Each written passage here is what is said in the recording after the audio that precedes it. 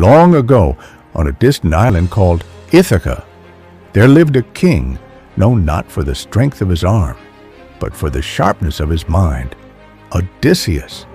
He was clever, cautious, and deeply brave. When the Trojan War began, he joined reluctantly, a war that would last 10 years, soaked in blood and betrayal. But the war at Troy was only the beginning. Troy, a city with towering walls, proud warriors, and a prince named Paris. It all started with a simple feast among the gods.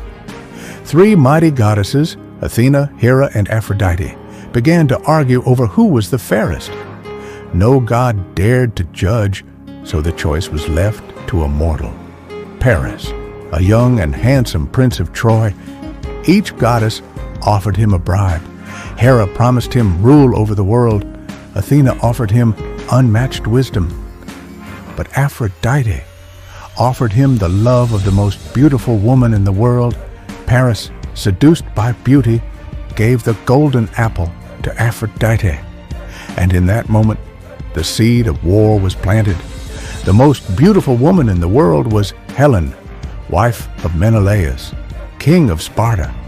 With Aphrodite's help, Paris stole Helen away and took her to Troy. Enraged, Menelaus turned to his brother Agamemnon, the high king of Greece.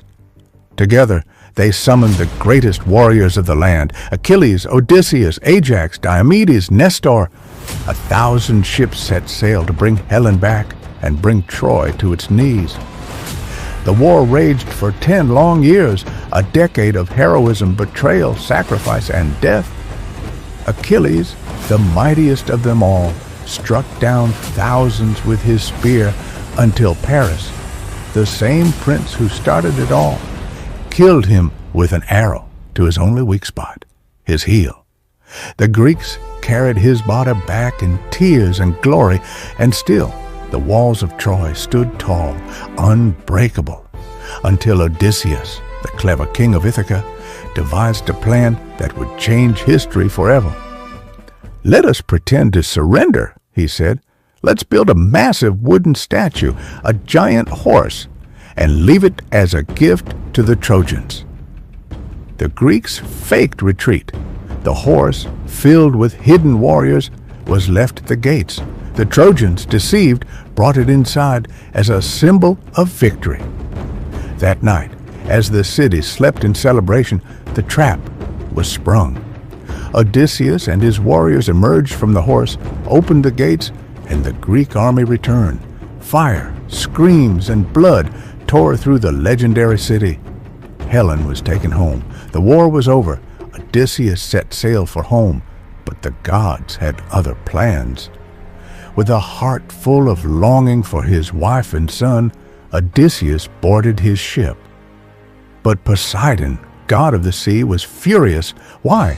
Because Odysseus had blinded his son, the one-eyed giant Polyphemus. And so Poseidon cursed him. A journey that should have lasted weeks stretched into 10 more years. He sailed to strange islands. On one, the sorceress Circe turned his men into animals, but Odysseus, brave and clever, saved them. He heard the voices of the sirens, whose songs drove men mad. But he was prepared. He plugged his crew's ears with wax and tied himself to the mast. He wanted to hear the song, but not lose himself to it. Later, he sailed between 2 sea monsters, one a whirlpool that swallowed ships, the other a 6-headed beast that devoured men. He lost 6 of his crew, but pressed on. A terrible storm destroyed his ship, and he washed ashore on the island of Calypso, a beautiful goddess. For 7 years, she held him captive. She offered him immortality and eternal love. But Odysseus' heart remained elsewhere, in his home with his wife and son. He gave up eternity for what truly mattered. Midway through his journey, he needed guidance, a glimpse of the future. Circe told him, "You must go to the land of the dead and seek the blind prophet Tiresias." So Odysseus traveled to the edge of the world where no sunlight reaches. and the air is filled with cold and silence. He made a sacrifice, spilled blood, and waited. Shadows rose from the darkness, and among them his mother appeared. He hadn't even known she was dead. His heart broke. He reached for her, but his hands passed through mist. Her spirit drifted like smoke. She told him, "I died of grief, not sickness. We all waited for you." Then Tiresias came, only with wisdom, patience, and restraint. The prophet said, "Will you return home? But your path will be full of trials." That journey into death was not just for prophecy, it was for self-discovery. Odysseus returned changed, deeper, wiser, more human. He realized something. His journey wasn't just about going home, it was about finding himself. When he finally reached Ithaca, everything had changed. Strangers filled his halls, suitors who believed he was dead and wanted his wife. Odysseus did not fight with swords, not at first. He returned in disguise, dressed as a beggar. The only one who recognized him was his old dog, who died after seeing him one last time. His wife, Penelope, created a test. Whoever could string Odysseus's great bow and shoot an arrow through 12 axe heads would marry her. None could do it, until the old beggar took the bow, strung it, fired the arrow clean through the 12 axe heads. In that moment, he revealed himself, not with force but with cunning. He reclaimed his home, he embraced his family, and finally, peace. Odysseus's journey was not just a return from war, it was a journey into the self. And the farther he went from home, the closer he came to his own heart. Odysseus became a symbol of something greater than war or travel.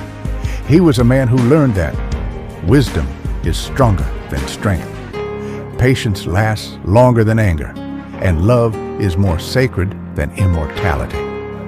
This is a story of returning, a return to the self.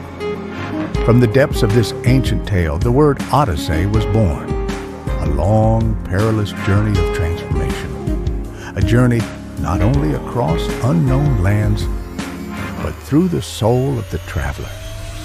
The word comes from Odysseus himself, the hero who battled gods, monsters, temptation, and his own pride, just to find his way back.